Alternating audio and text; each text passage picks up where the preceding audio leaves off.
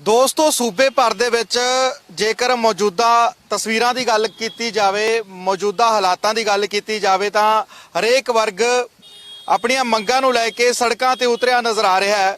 ਪਰ ਜਿਹੜੀਆਂ ਤਸਵੀਰਾਂ ਅਸੀਂ ਤੁਹਾਨੂੰ ਦਿਖਾ ਰਹੇ ਹਾਂ ਇਹ ਹੈ ਫਰਾਈਡਨਬਰਗ ਨੋਕ ਮਜ਼ਦੂਰ ਯੂਨੀਅਨ ਦੀ, ਜੋ ਕਿ ਪਿਛਲੇ 22 ਦਿਨਾਂ ਤੋਂ ਲੇਬਰ ਭਵਨ ਦੇ ਸਾਹਮਣੇ ਧਰਨਾ ਲਾਈ ਬੈਠੇ ਨੇ।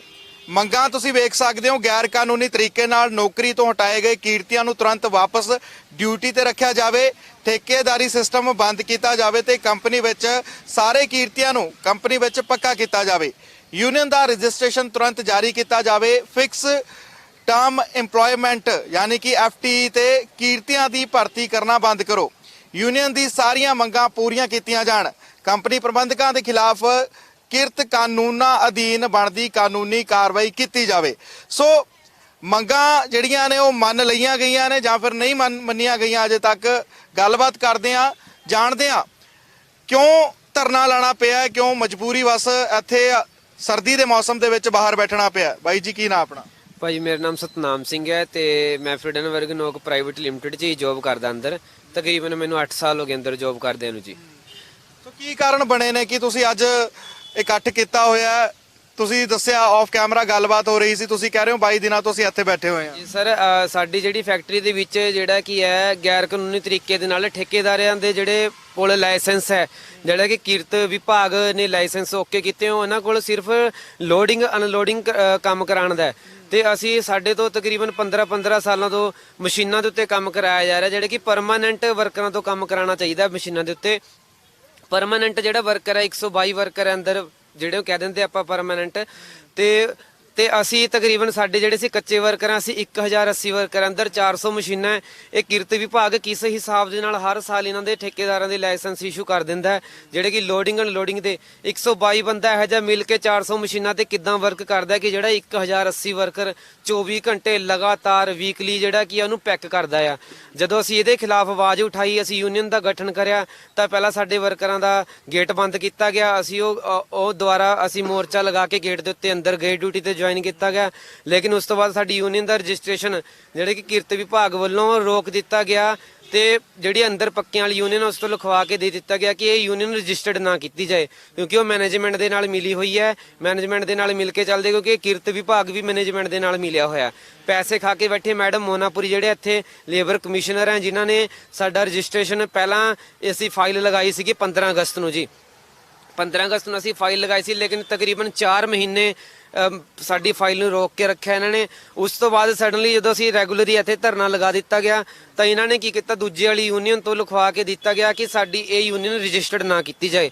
ਕਾਨੂੰਨ ਦੀ ਜਿਹੜਾ ਐਕਟ 1926 ਸਾਨੂੰ ਇਸ ਚੀਜ਼ ਦੀ ਪੂਰੀ ਪਰਮਿਸ਼ਨ ਦਿੰਦਾ ਕਿ ਅਸੀਂ ਆਪਣੀ ਯੂਨੀਅਨ ਬਣਾ ਸਕਦੇ ਹਾਂ, ਸਾਨੂੰ ਐਕਟ। ਲੇਕਿਨ ਐਕਟ ਤੋਂ ਬਾਹਰ ਜਾ ਕੇ ਇਹਨਾਂ ਨੇ ਸਾਡੀ ਯੂਨੀਅਨ ਰਜਿਸਟਰਡ ਕੀਤੀ।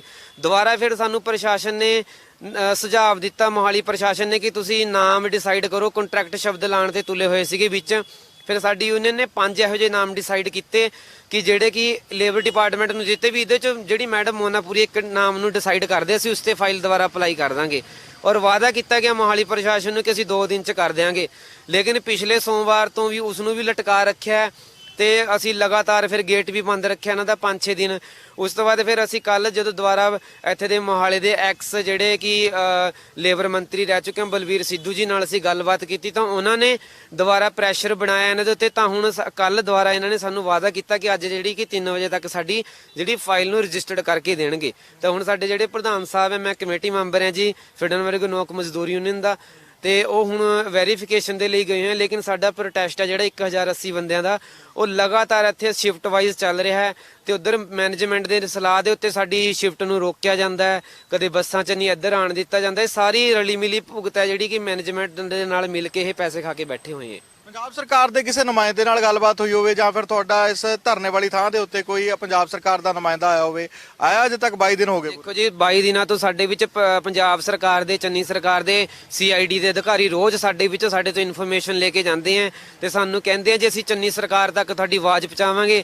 ਲੇਕਿਨ 22 ਦਿਨਾਂ ਤੱਕ ਸਾਡੀ ਕੋਈ ਵੀ ਇਹਨਾਂ ਨੇ ਆਵਾਜ਼ ਅੱਗੇ ਨਹੀਂ ਪਹੁੰਚਾਈ। ਕੱਲ ਸਾਡੀ CPM ਜਿਹੜੀ ਪਾਰਟੀ ਹੈ ਦੀ ਜਦੋਂ ਮੀਟਿੰਗ ਹੋਈ, ਬਰਾੜ ਸਾਹਿਬ ਜਿਹੜੇ ਕਿ ਏਟੈਕ ਦੇ ਪ੍ਰਧਾਨ ਹੈ ਜੀ ਪੰਜਾਬ ਦੇ, ਉਹਨਾਂ ਦੇ ਨਾਲ ਜਦੋਂ ਉੱਥੇ ਸਮਰਥਨ ਨੂੰ ਲੈ ਕੇ ਗੱਲਬਾਤ ਹੋਈ ਕਿ ਸਾਨੂੰ ਮਜ਼ਦੂਰਾਂ ਦਾ ਸਮਰਥਨ ਦਿੱਤਾ ਜਾਏ ਤਾਂ ਉੱਥੇ ਜਦੋਂ ਸਾਡੇ ਬਰਾੜ ਸਾਹਿਬ ਨੇ, ਬੰਤ ਬਰਾੜ ਜੀ ਨੇ, ਉਹਨਾਂ ਨੇ ਕਿਹਾ ਕਿ ਜਦੋਂ ਸਾਡੀ ਸਰਕਾਰ ਹੋਣ ਦੇ ਬਾਵਜੂਦ ਸਾਡੀ ਇੱਕ ਯੂਨੀਅਨ ਨੂੰ ਰਜਿਸਟਰਡ ਨਹੀਂ ਕੀਤਾ ਜਾ ਰਿਹਾ ਤਾਂ ਅਸੀਂ ਕਿੱਦਾਂ ਸਮਰਥਨ ਦੇ ਦਈਏ। ਤਾਂ ਕੱਲ ਤੋਂ ਬਾਅਦ ਜਿਹੜਾ ਕਿ ਇਹਨੂੰ ਲੇਬਰ ਡਿਪਾਰਟਮੈਂਟ ਨੂੰ ਉੱਥੇ ਸਾਨੂੰ ਆਸ਼ਵਾਸਨ ਦਿੱਤਾ ਗਿਆ ਕਿ ਉੱਧਰੋਂ ਵੀ ਅਸੀਂ ਪ੍ਰੈਸ਼ਰ ਬਣਾਵਾਂਗੇ, ਜਿਹੜਾ ਕੀ ਹੈ ਕਿ ਤੁਹਾਡੀ ਯੂਨੀਅਨ ਰਜਿਸਟਰਡ ਕੀਤਾ ਜਾਏ। ਕਿਤੇ ਨਾ ਕਿਤੇ ਉੱਧਰੋਂ ਵੀ ਜਿਹੜੀ ਗੱਲਬਾਤ ਕੀਤੀ ਹੈ, ਸ਼ਾਇਦ ਲੱਗਦਾ ਕਿ ਉਹਦਾ ਵੀ ਇਹਨਾਂ ਦੇ ਉੱਤੇ ਪ੍ਰੈਸ਼ਰ ਹੈ ਜੀ।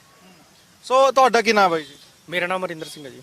ਤੁਸੀਂ ਦੱਸੋ ਜੀ, 22 ਦਿਨ ਹੋ ਗਏ ਨੇ ਤੇ ਅਜੇ ਵੀ ਕਿਤੇ ਨਾ ਕਿਤੇ ਲੱਗਦਾ ਕਿ ਅੜਿੱਕਾ ਪੈ ਸਕਦਾ ਹੈ ਗੱਲਬਾਤ ਦੇ ਵਿੱਚ। ਹਾਲਾਂਕਿ ਸਮਾਂ ਦੇ ਦਿੱਤਾ ਗਿਆ ਕਿ ਤੁਹਾਡੀ ਯੂਨੀਅਨ ਰਜਿਸਟਰਡ ਹੋ ਜਾਏਗੀ, ਪਰ ਜੇਕਰ ਗੱਲ ਨਹੀਂ ਬਣਦੀ, ਅੜਿੱਕਾ ਪੈ ਜਾਂਦਾ ਕੋਈ, ਫਿਰ ਕੀ ਹੋਊਗਾ?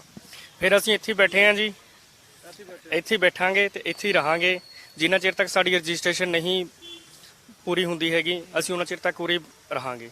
ਤੁਸੀਂ ਸੀਐਮ ਸਾਹਿਬ ਤੱਕ ਪਹੁੰਚ ਕਰਨ ਦੀ ਕੋਸ਼ਿਸ਼ ਕੀਤੀ ਹੈ? ਕੋਈ ਐਪਲੀਕੇਸ਼ਨ ਲਾਈ ਹੋਵੇ? ਸੀਐਮ ਸਾਹਿਬ ਤੱਕ ਅਸੀਂ ਪਹੁੰਚ ਕੀਤੀ ਸੀ, 2 ਦਿਨ ਉਹਨਾਂ ਦੀ ਕੋਠੀ 'ਚ ਵੀ ਜਾਂਦੇ ਰਹੇ। ਮੈਂ ਮੇਰੇ ਪ੍ਰਧਾਨ ਜੀ ਤੇ ਕਮਲਜੀਤ ਸੈਣੀ ਜੀ, ਪ੍ਰਿੰਸ ਸ਼ਰਮਾ ਜੀ, ਰਵੀਪੁਰੀ ਜੀ ਤੇ ਅਸੀਂ 2 ਵਾਰੀ ਉਹਨਾਂ ਦੀ ਕੋਠੀ ਗਏ ਆ ਜੀ, ਬਟ ਸਾਨੂੰ ਮਿਲੇ ਨਹੀਂ ਉਹ ਤਾਂ ਕਹਿੰਦੇ ਨੇ ਅਸੀਂ ਸਾਰਿਆਂ ਨੂੰ ਮਿਲਦੇ ਆ, ਆਮ ਬੰਦਿਆਂ ਨੂੰ ਮਿਲਦੇ ਆ, ਕਿਉਂਕਿ ਆਮ ਲੋਕਾਂ ਦੀ ਸਰਕਾਰ ਹੈ ਕਹਿੰਦੇ ਉਹ।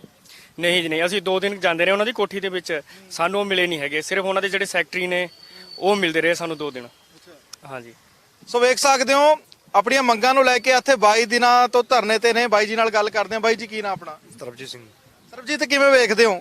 ਇੱਕ ਪਾਸੇ ਚੰਨੀ ਸਰਕਾਰ ਕਹਿ ਰਹੀ ਹੈ ਕਿ ਅਸੀਂ ਆਮ ਲੋਕਾਂ ਦੀ ਸਰਕਾਰ ਆ, ਅਸੀਂ ਆਮ ਲੋਕਾਂ ਦੀ ਗੱਲ ਸੁਣਦੇ ਆ, ਮਜ਼ਦੂਰਾਂ ਦੀ ਗੱਲ ਸੁਣਦੇ ਆ, ਪਰ ਮਜ਼ਦੂਰ ਤਾਂ ਰੁੜ ਰਹੇ ਨੇ। ਇਹ ਤਾਂ ਇੱਕ ਜੁਮਲੇਬਾਜ਼ੀ ਹੈ ਜੀ, ਜਿਹੜੇ ਉਹ ਹਰ ਦਿਨ ਹਰ ਰੋਜ਼ ਛੱਡਦੇ ਆ ਜੀ। ਤੇ ਮੇਨ ਤਾਂ ਗਰਾਊਂਡ ਤੇ ਲੱਗ ਜਾ ਕੇ ਪਤਾ ਚੱਲਦਾ ਵੀ ਕੀ ਹੋ ਰਿਹਾ ਮਜ਼ਦੂਰਾਂ ਨਾਲ, ਕੀ ਧੱਕਾ ਹੋ ਰਿਹਾ ਹੈ। ਸੋ ਧੱਕਾ ਹੋ ਰਿਹਾ ਮਜ਼ਦੂਰਾਂ ਨਾਲ ਗਰਾਊਂਡ ਲੈਵਲ ਦੇ ਉੱਤੇ। ਜਿਹੜੀਆਂ ਤਸਵੀਰਾਂ ਤੁਸੀਂ ਵੇਖ ਰਹੇ ਹੋ, ਫਰਾਈਡਨਬਰਗ ਨੋਕ ਮਜ਼ਦੂਰ ਯੂਨੀਅਨ ਆਪਣੀ ਯੂਨੀਅਨ ਨੂੰ ਰਜਿਸਟਰ ਕਰਾਉਣ ਦੀ ਇੱਕ ਲੜਾਈ ਕਹਿ ਸਕਦੇ ਆ, ਪਰ ਅਜੇ ਤੱਕ ਸੁਣਵਾਈ ਨਹੀਂ ਕੀਤੀ ਜਾ ਰਹੀ। ਇੱਥੇ ਵੇਖ ਸਕਦੇ ਹੋ ਹੱਥਾਂ ਦੇ ਵਿੱਚ ਪੋਸਟਰ ਫੜੇ ਹੋਏ ਨੇ, ਮਜ਼ਦੂਰ ਏਕਤਾ ਜ਼ਿੰਦਾਬਾਦ, ਹਮਾਰੀ ਯੂਨੀਅਨ ਰਜਿਸਟਰ ਕਰੋ। ਸੋ ਯੂਨੀਅਨ ਨੂੰ ਰਜਿਸਟਰ ਕਰਨ ਨੂੰ ਲੈ ਕੇ ਜਿਹੜਾ ਪੇਚਾ ਅੜਿਆ ਹੋਇਆ। ਬਾਈ ਜੀ, 22 ਦਿਨ ਘੱਟ ਨਹੀਂ ਹੁੰਦੇ ਹੈਗੇ, ਸੋ ਹੋਰ ਕੋਈ ਕੋਸ਼ਿਸ਼ ਕੀਤੀ ਹੈ ਜਾਂ ਫਿਰ ਅਜੇ ਤੁਸੀਂ ਸੋਚਿਆ ਕਿ ਧਰਨਾ ਲਾ ਕੇ ਹੀ ਅਸੀਂ ਗੱਲਬਾਤ ਆਪਣੀ ਮਨਵਾਉਣੀ ਹੈ? ਦੇਖੋ ਜੀ, ਜਿਹੜਾ ਭਾਰਤ ਦਾ ਜਿਹੜਾ ਸੰਵਿਧਾਨ ਹੈ ਉਹ ਸਾਨੂੰ ਇਸ ਚੀਜ਼ ਦਾ ਰਾਈਟ ਦਿੰਦਾ, ਅਧਿਕਾਰ ਦਿੰਦਾ ਕਿ ਅਸੀਂ ਧਰਨਾ ਲਾ ਕੇ ਕੋਈ ਵੀ ਗੱਲ ਕਰ ਸਕਦੇ ਹਾਂ। ਲੇਕਿਨ ਉਹ ਆਉਣ ਵਾਲੇ ਟਾਈਮ ਦੇ ਵਿੱਚ ਮੈਨੂੰ ਲੱਗਦਾ ਨਹੀਂ ਕਿ ਭਾਰਤ ਦੇ ਵਿੱਚ ਜਿਹੜਾ ਲੋਕਤੰਤਰਿਕ ਸਿਸਟਮ ਹੈ ਇਹ ਰਹੇਗਾ, ਕਿਉਂਕਿ ਬੜਾ ਹੀ ਤਾਨਾਸ਼ਾਹ ਸਿਸਟਮ ਹੋ ਚੁੱਕਿਆ ਹੈ।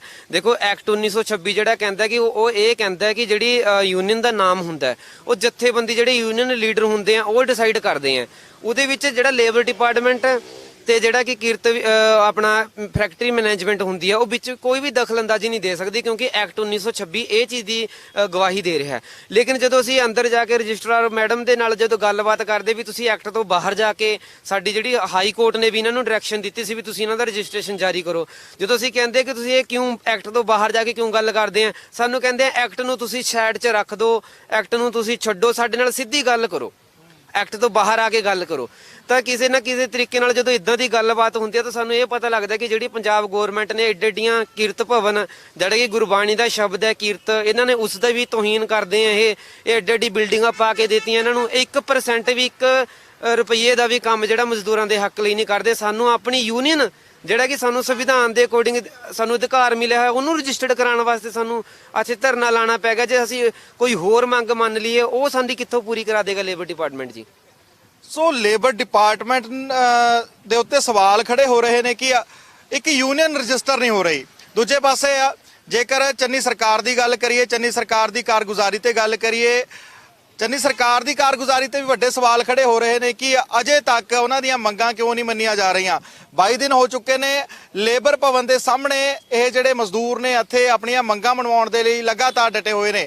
ਸੋ ਵੇਖਣ ਵਾਲੀ ਗੱਲ ਹੋਵੇਗੀ ਇਹਨਾਂ ਦੀਆਂ ਮੰਗਾਂ ਮੰਨੀਆਂ ਜਾਂਦੀਆਂ ਨੇ ਜਾਂ ਫਿਰ ਨਹੀਂ। ਸੋ ਲਗਾਤਾਰ ਵਿਜ਼ਨ ਪੰਜਾਬ ਟੀਵੀ ਦੇ ਉੱਤੇ ਤੁਹਾਨੂੰ ਗਰਾਊਂਡ ਜ਼ੀਰੋ ਤੋਂ ਖਬਰਾਂ ਦਿਖਾ ਰਹੇ ਹਾਂ ਕਿ ਕਿਸ ਤਰ੍ਹਾਂ ਮਜ਼ਦੂਰਾਂ ਦੇ ਕੀ ਹਾਲਾਤ ਬਣੇ ਹੋਏ ਨੇ। ਸੋ ਵਧੇਰੀ ਅਪਡੇਟ ਦੇ ਲਈ ਵੇਖਦੇ ਰਹੋ ਵਿਜ਼ਨ ਪੰਜਾਬ ਟੀਵੀ, ਹਰ ਕਦਮ ਤੁਹਾਡੇ ਨਾਲ।